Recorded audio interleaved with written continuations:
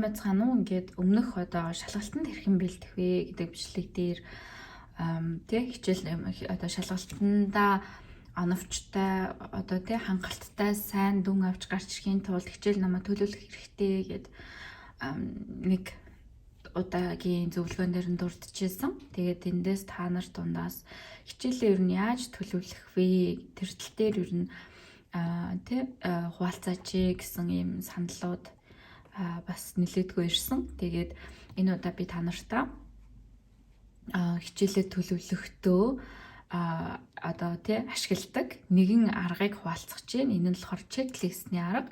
Тэгэхээр нэг хичээл дээрээ ийм чеклист үүсгээд тэгээд энийг ерөнхийдөө олвол одоо дижитал хэлбэрээр хийдэг л дээ. Яагаад тэгэхээр гараар биччихлээр ингээд дунд нь нөгөө өөрчлөлт юм айгүйх орох хэрэгтэй болоод ирэхлээр гараар бичсэн нэг юм чинь арилгаа дахиж бичих хэцүү, бүр цоо шинээр дахин бичээд байх айгүй хэцүү байдаг болохоор ийм дижитал хэлбэрийн чеклист үүсгдэг байгаа. Тэгээд энийг болохоор би энэ OneNote гэдэг аппликейшн дээр одоо ашигладаг. Одоо OneNote гэсэн аппликейшнийг ашиглаж ийм чеклист үүсгдэг байгаа. За тэгээд энэ OneNote-ийн талаар болон дижитал хэлбэрээр хэн тэмдэглэл хөдөлдөг вэ гэдэг бичлэгээ бичлэгний тайлбар хэсэгт хол бичиж та нартай нэг тийм бичлэг хүргэсэн байж байгаа.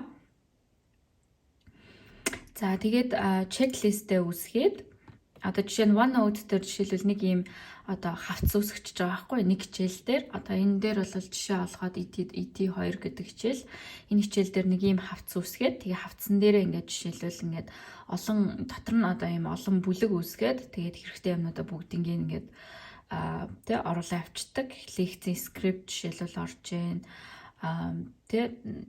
Zoom-ээр бол орсон. Zoom-ээр орсон юм тэмдэглэл юм бас бичигдсэн байна. Тэгээд мэдээж ET2 гэдэг хичээл орохын тулд ET1 гэдэг суур хичээлийн бас мэдлэг хэрэгтэй. Тэгэхээр өмнөх семестр ч юм уу магадгүй 2-3 семестрийн өмнө үзсэн хичээл жоохон мартагдсан байх гэдэг учраас одоо жишээлбэл скрипт нь ингээд оруулчих жишээтэй. Энд гэхдээ уншихад жоохон хугацаа хэрэгтэй байх шиг байна. Тэгээд хамт одоо хичээл лекцийн тэмдэглэл хамт орчиж जैन. Тэгээд бодлого өөрийн тэмдэглэл бодлого юмнууд орчиж जैन. Тэгээд эндээсээ бас би нэлээдгүйг нь дижитал хэлбэрийн тэмдэглэл хөтлөх гэдэг бичлэг дээрээ бас танилцуулсан байж байгаа. За тэгээд ингээд нийт ингээд тэмдэглэлүүд явж जैन. За тэгээд энэ дундаа нэг чеклист гэсэн юм юуг үүсгэждэг. За тэгээд семинар лекц, шалгалт эдгээр хаана болох уу гэсэн ийм одоо үндсэн мэдээллүүдээ энд нь ерөөхдөө оруулцдаг. За тэгээд тэрнийхээ энд нь бол чеклистээ оруулсан байж байгаа. За тэгээд энэ чеклистээ бүгдээрээ хамт харуул.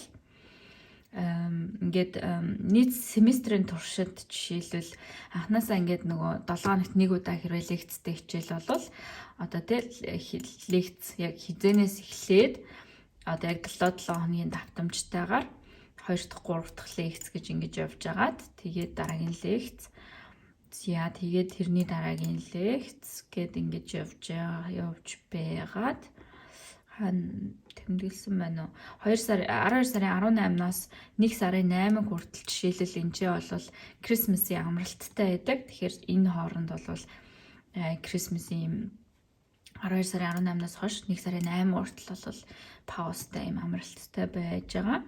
За тэгээд ингээд нийтдээ одоо юу гэдгийг ингээд өдрөөр нь 7 хоногийн өдрөөр ингээд он сарын 50-аад нэгсэндээ одоо хичээлийн агуулга гэдэг аягүй чухал байдаг. Лекцийн агуулга. Тэгэхээр тэр лекцийн агуулга хамгийн гол нь ингээд нэг ерөнхий багцаар нь өгчтгэлтэй одоо лекцийн агуулга гэдэг.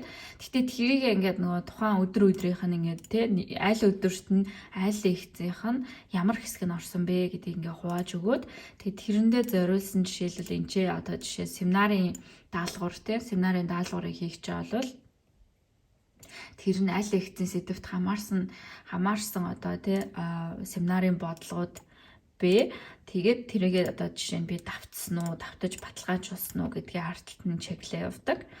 Тэхийн тулд жишээлбэл одоо энэ чеклист үүсгэхийн тулд энд OneNote дээр нэг авах юм нь ингээд бэлэн байж идэг л да tasks гэд.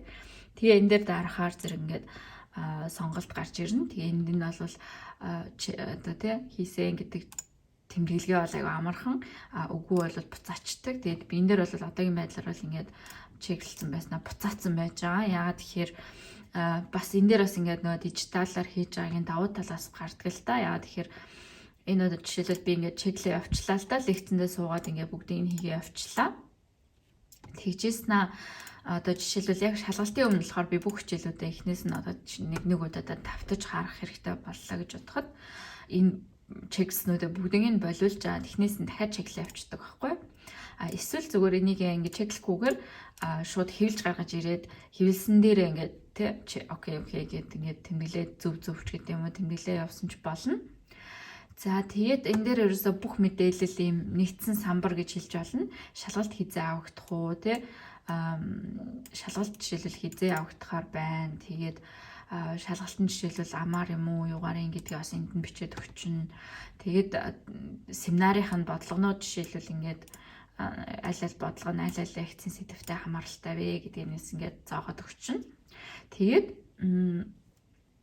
бүлэг сэдвээ дотор нь одоо жишээлбэл энэ 3 гэдэг бол ер нь бол 3 дахь бүлэг сэдв. Тэгэхээр 3 дахь бүлэг сэдв маань өөрөө нэлээд том бүлэг сэдв учраас 2 удаагийн лекцээр ингэж орсон байна тий. 2 дахь удаагийн 27 оны лекцэн дээр энэ 2 сэдв жишээлбэл орсон байна гэсэн үг.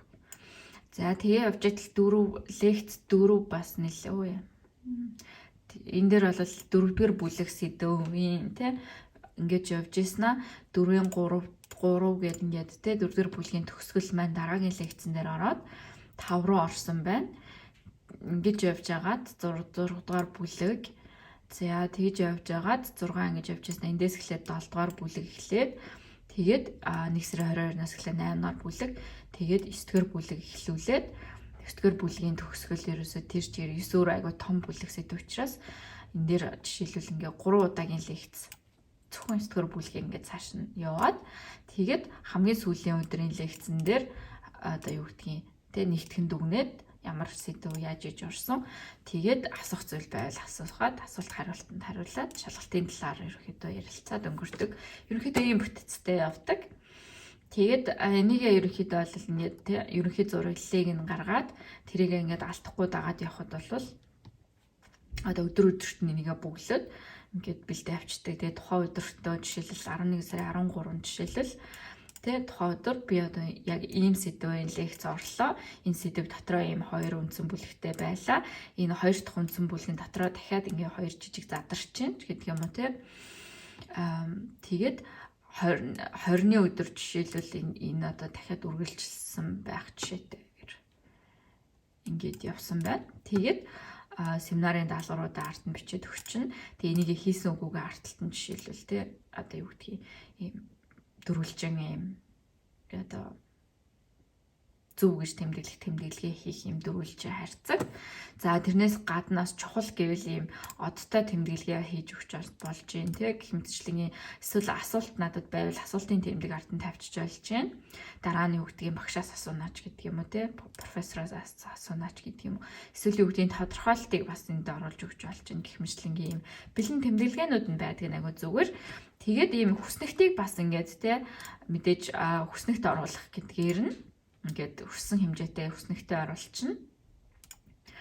Тэгээд яг жоохон герман хэлтэй байгаа болохоор та нар жоохон хэцүү байж магадгүй. Гэхдээ энэ бол ерөнхий зураглал дүрслэлийг хараад бол айгүй ойлгомжтой байх гэж бодож байгаа болохоор ямар ч нэг санаа өгөөд тэгээд яг ингээд туршаад үзээрэй. Энэ бас айгүй хэрэг болдог шүү. Тэгээд айгүй удаан хугацаанд одоо жишээ нь 11 сарын 6-наас яг энэ бол юу гэдгийг 10 сараас ч гэдэг юм уу те эхлэе гэж бодоход 2 сар дуустал айгүй урт хугацаанд жишээлбэл ингээд дундаас нь жоохон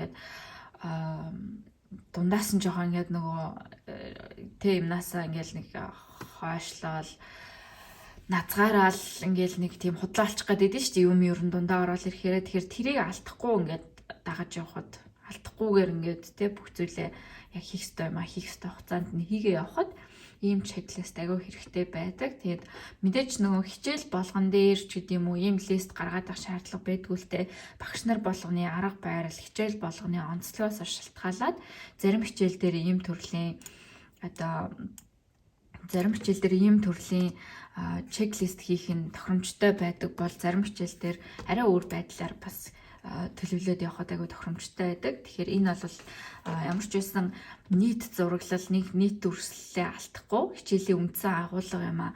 Айгүй сайн ингээд тий нэг дор ингээд багцлаад авах боломжтой ийм одоо суурийг гаргаж авахд ийм чеклист айгүй хэрэгтэй байдаг байгаа.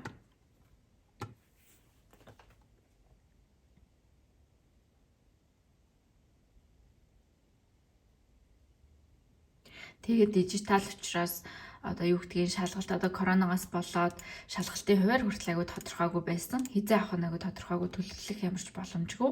Тэгэхээр 3 сарын 18-нд яг авахдах уугүй юу гэдэг ингээ ардаа асуултын тэмдэгтээ тавьчихсан.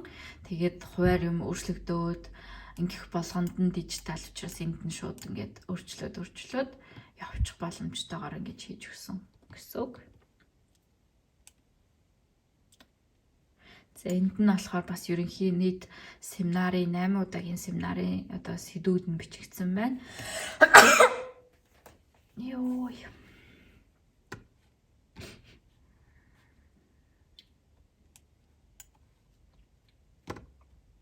Энийгээ бас бусадтай бас шеэрлэх боломжтой. Бусдтайгаа шеэрлээд багаар ажиллаж байгаа тохиолдолд жишээлбэл ингээд те хин нь юу хийснэ ингээд тэмдэглээ авчихаар хин хаана ямар нэг тэмдэглэл хийсэн хүртэл ингээд нэр нь хажууд нь харагддаг. Тэгэхээр багаараа юм хийж байгаа тохиолдолд бас яг ийм чеклист үүсгэж явах юм бол нийт одоо те зураглалаа бол алдахгүй хин юу хийсэн байна, урагшилж гин үү, урагшлахгүй байна уу, хэлсэндээ юмаа хийж гин үгүй юу гэдгээ бас ингээд давхар бивнийг хинаа явахад бас ийм дундын ийм чеклист үүсгээд тэгээд дижитал учраас бүгдээрээ хоорондоо шеэрлээд бүгдээрээ яг ингээд те эдит хийгээд ороод ирэх боломжтой байдлаар хамтраад ингээд хийх юм бол энэ бас багийн ажлыг ингээд урагшлуулахад бас айгүй хэрэгтэй ийм төрлийн бас чеклистний арга байна. За тэгээд өөрчлөн хэлэх юм юу вэ? Яг одоо бол санаанд орохгүй байна. Гэхдээ ямар ч байсан ийм те бяцхан чеклист хийх тэгээд хичээл номоо төлөвлөхөд чинь зөвхөн хичээл номж гэлтгүй ямар нэгэн юм эхлүүлээд ямар нэгэн төсөл юм эхлүүлээ явж байгаа үед бол бас ингээд шат болгоно бас яг ингээд чеклист үүсгээд чеклээд ингээд явах боломжтой бас энийг ашиглаж болно шүү дээ. Ер нь бол ямар ч юмд ашиглаж болох юмыг бас ингээд хичээлийнхаа юмдаа бас ашиглаа явсан гэсэн үг байгаа.